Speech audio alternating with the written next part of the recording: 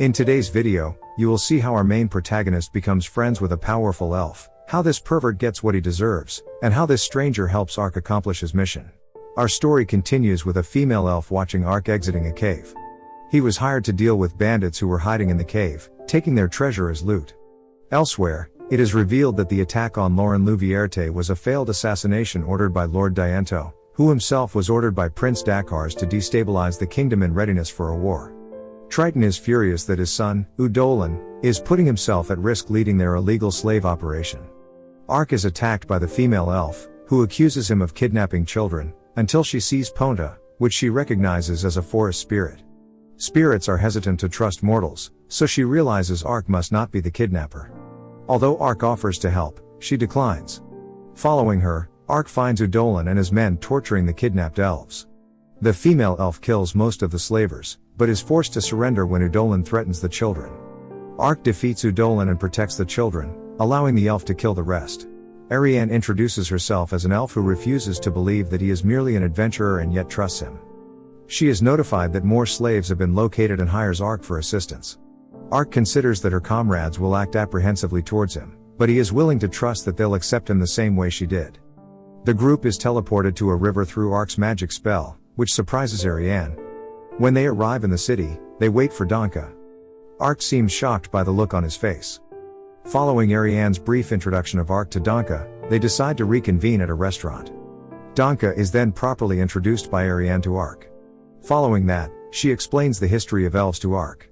He tries to ask Danka a question, but he's too preoccupied by his beef skewer. After finishing those off, Danka looks at Ariane coldly, as he asks who Ark is. Ariane tells Danka about Ark's backstory and explains how he is able to use teleportation magic. Ark's pet appears by his shoulder and Danka recognizes him. Knowing that the forest spirits won't come close to any regular people, he deduces that there might be something special about Ark. Astonished by this news, Danka shares the theater district location of their target area. The group decides to wait until nightfall, when security is more lax. As a result, Ark and Ponta leave for an hour to prepare themselves, and Ariana will be waiting for them there. With Ark gone, Danka notes that he's surprised that she asked for help from an outsider. In her confession, she admits that she was adequate in trying to rescue the captured elves and claims that her sister would have had no trouble in accomplishing it. Danka then says that one day, she should be able to stand in the same acclaim as her sister, but asks if they can really trust Ark, and she reaffirms it.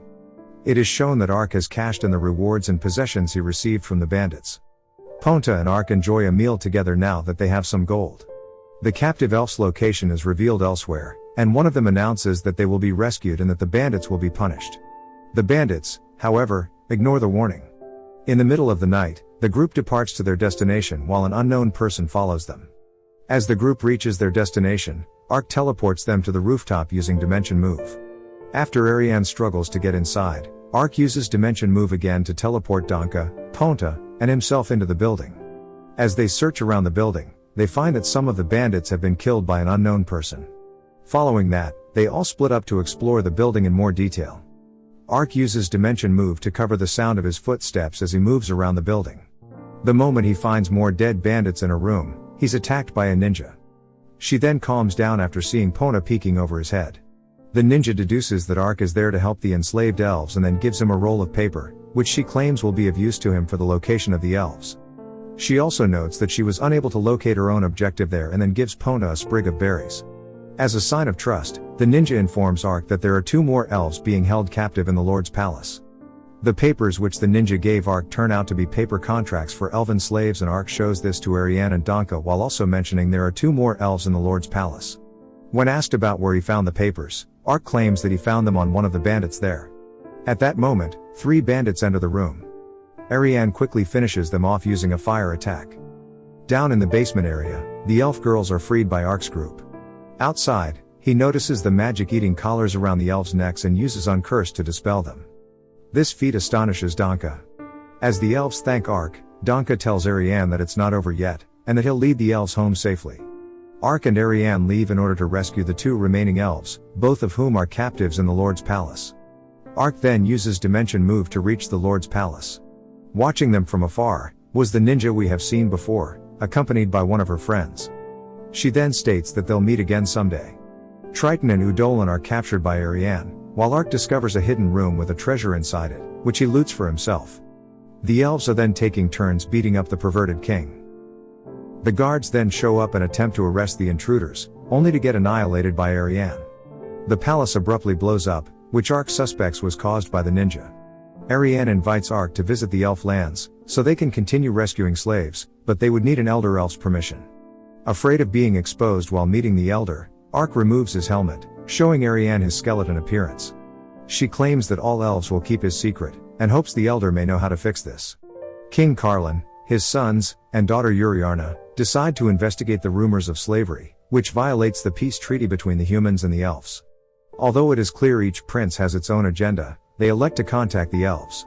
It is believed by Uriarna that Dakars is secretly involved in the slave trade, and that Sectus plans to expose him, to strengthen his position. We are taken back to Ark and Ariana, who are now taking a break in a forest. Ark goes hunting, while she remains with Pona next to the fire camp. She tries to hold back and not wake Pona up, after seeing how cute he looked while sleeping. Ark shortly returns with a boar, only to find Ariana uncontrollably cuddling with Ponta.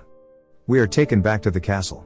Ariane decides to make sure contacting the elves goes well, and reaches out to her sister Siriarna, who married a prince of the Limbold kingdom, the only kingdom that currently trades with the elf lands. Ark and Ariane reach La Latoya, an enormous elf settlement deep in the forest. And that concludes the end of the second part of our story. Thanks for watching. If you enjoyed the video, please consider subscribing. Comment down below what anime I should cover next. I will see you in the next one.